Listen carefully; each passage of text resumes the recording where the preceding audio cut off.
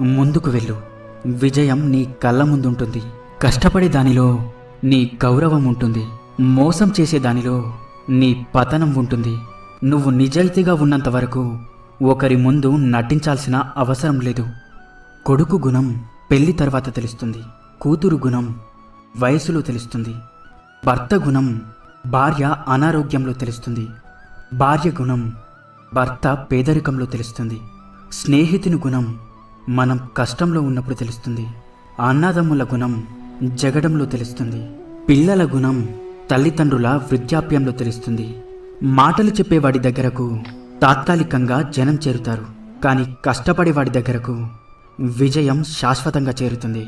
ప్రస్తుతం మనిషి మంచివాడు కావాలి అంటే మంచి పనులే చెయ్యక్కర్లేదు. ఎదుటివారి గురించి చెడుగా మాట్లాడకుండా ఉంటే చాలు. గొప్పవారి యొక్క గొప్పతనం వారు చిన్నవారితో ప్రవర్తించే తీరును బట్టి తెలుస్తుంది.